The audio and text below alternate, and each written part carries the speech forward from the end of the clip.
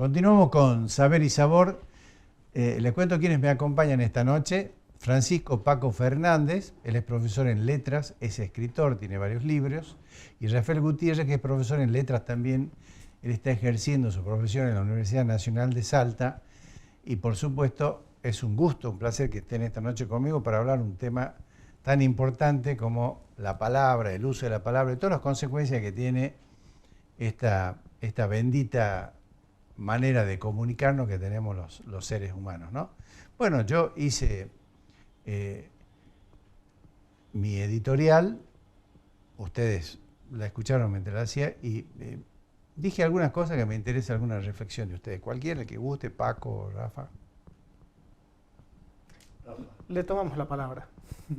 Ya que hablamos justamente sobre la palabra, le tomamos la palabra a propósito de lo que dijo, muy importante, de la integración, la solidaridad. Sí, nosotros cómodamente nos manejamos a través de la palabra oral, porque podemos manejar el aparato fonador y el aparato auditivo para comunicarnos. Pero ¿qué pasa con las personas que tienen alguna discapacidad y no pueden oírnos o no pueden expresarse verbalmente? Y bueno, para eso está el lenguaje de señas. Hay variaciones en el lenguaje de señas, hay un universal, después hay otros por países, pero universal de nombre, porque de hecho no deberíamos, en la escolarización debería estar incluido para justamente facilitar la comunicación, que cualquier persona que tenga la dificultad de expresión oral o auditiva pueda comunicarse a través del lenguaje de señas con cualquiera. Nunca escuché la idea de que estuviera escolarizado eso, me parece una buena idea. Tanto eso como el braille.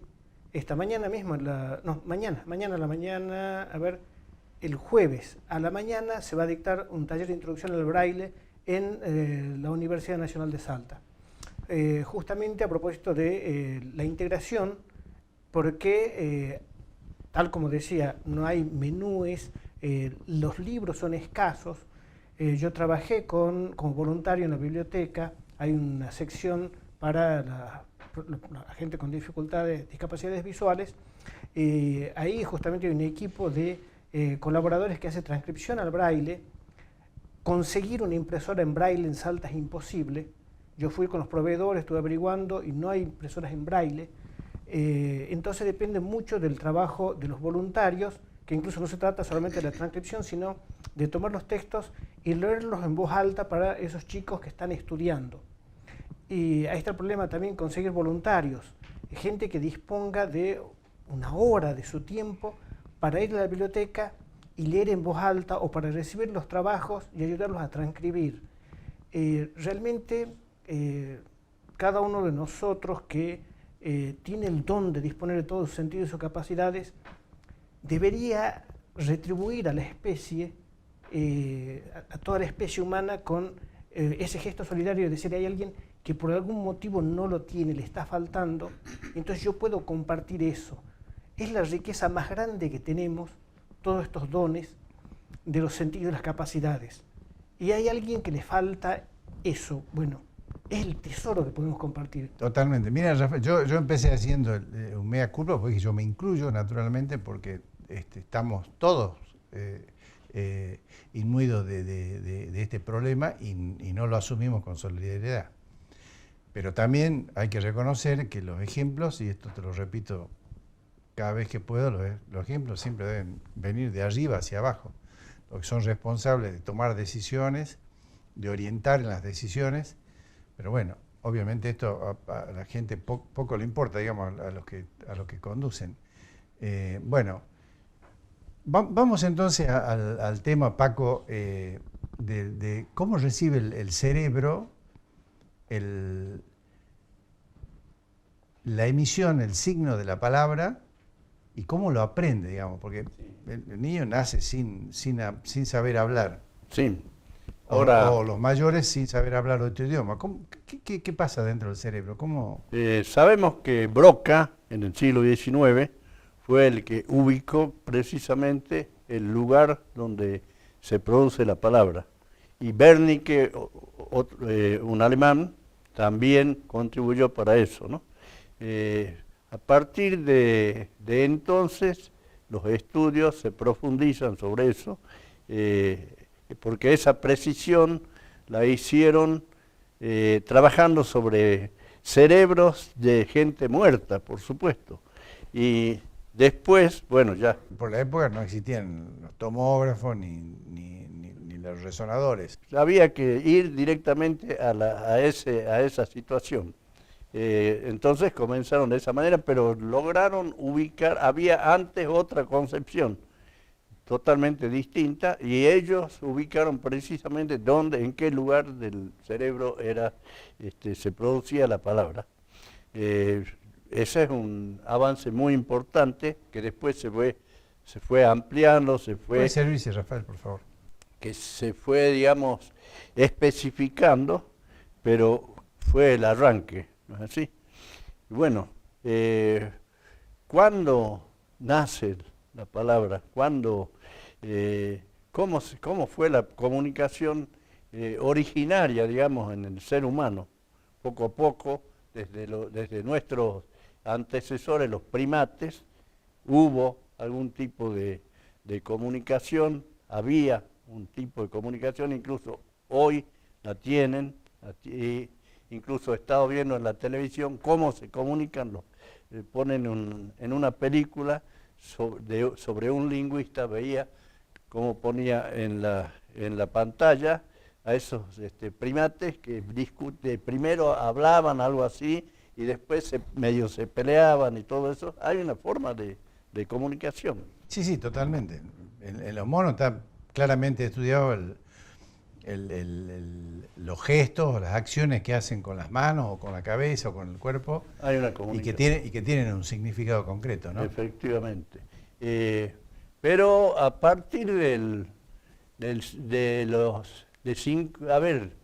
4.000 años antes de Cristo, se comienza a producir los primeros signos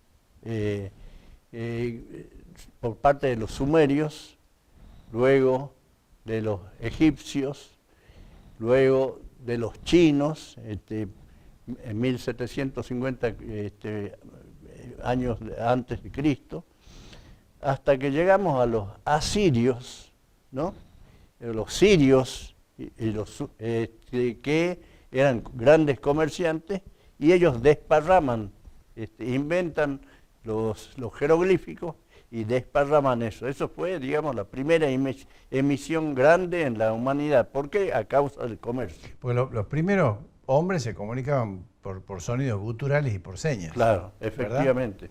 O sea, tenía que ser un comerciante, que es el que puso un jeroglífico en marcha para poder terminar con el uso de la palabra, digamos. Sí, efectivamente, así fue.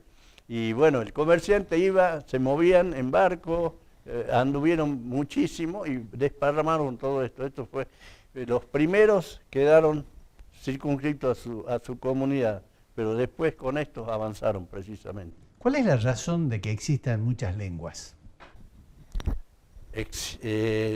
No hay una comunidad global, menos en aquella época, que pueda tener una sola lengua. Sería algo ideal, por supuesto, ¿no? Pero hoy en día mismo tenemos que ocuparnos de conocer cómo es esta situación. Hoy tenemos miles de lenguas. Cada una va muriendo en la medida en que pierde hablantes, o se terminan los hablantes. Ahí se puede considerar una lengua muerta. Se dice incluso que el latín es una lengua muerta, pero ha originado las nuestras actuales. El griego existe como lengua viva. Esa sería una influencia, digamos, de una lengua sobre otra. Sí. Pero yo digo, porque uno nunca reflexiona claro, vos decís irreal casi ahora, pero con el diario del lunes es imposible pensar que todos hablemos el mismo idioma en todo el universo, porque sabemos que hay muchas lenguas. Pero si no supiéramos que hay muchas lenguas, ¿por qué no pensar que hay una lengua única? ¿Por qué? Si ahora estamos informados, por eso pensamos que hay muchas lenguas. Ahora yo pregunto, capaz que estoy preguntando una soncera, ustedes discúlpenme. ¿Cuál es la razón por la que existan tantas lenguas diferentes? Es un principio entrópico, porque una vez que se ha puesto a funcionar el sistema, se van produciendo, a medida que se dispersan, se producen variaciones. Y esas variaciones aumentan con el tiempo. Y con el aislamiento de las comunidades, las variaciones aumentan. Nosotros ahora, por ejemplo, hablamos de una lengua muy difundida como nuestra lengua, la lengua castellana. Tiene un montón de variedades de acuerdo a una geografía muy amplia por la que está difundida. Pero hay un gran trabajo para mantenerla unificada. Entre esas está la Real Academia Española, las distintas academias de las lenguas, la producción escrita, los medios de comunicación. Hay un gran esfuerzo para mantenerla unificada. Pero si hubiera alguna ruptura que interrumpiera esas comunicaciones, cada comunidad iría produciendo una serie de variaciones, que eso lo vimos claramente cuando se produjo la disolución del Imperio Romano. El Imperio Romano fue muy vasto, fue desde Asia Menor, desde Europa del Norte, con límite en el Rin, hasta el norte de África y hasta las Islas Británicas. Entonces se hablaba latín. Tan pronto como se descompuso el imperio, fueron produciéndose variedades regionales que determinaron las lenguas romances y algunas que no son lenguas romances. Por ejemplo, en Inglaterra la influencia de las lenguas anglosajonas, con un gran aporte de latín, terminaron determinando otras lenguas. Entonces eso es un principio, por eso pongo el acento en el principio entrópico, un principio de disolución, no de disolución, sino de conformación de otros sistemas.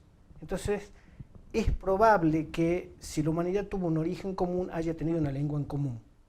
Por eso la hipótesis más sostenida por los antropólogos en este momento es que hay un origen común en África y que ahí estaría la lengua original y que fue variando a medida que se fue expandiendo por el mundo. Eso suena bastante razonable, porque, por ejemplo, si uno toma como modelo el idioma castellano y tomamos nosotros la gente que vive en zona limítrofe, ¿no? Apartados de los centros urbanísticos principales de un país, es como que se contagia, se separa un poco, digamos, del centro del idioma y se empieza a mezclar con el del otro país que es limítrofe y empiezan a hacer como un idioma mixto, ¿no?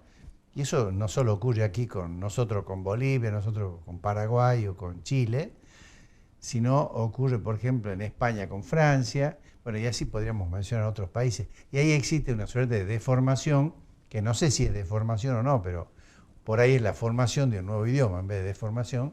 Me parece muy razonable, Rafael, tu explicación. Tengo que ir a un corte, vemos qué dicen nuestros anunciantes, ellos tienen la palabra.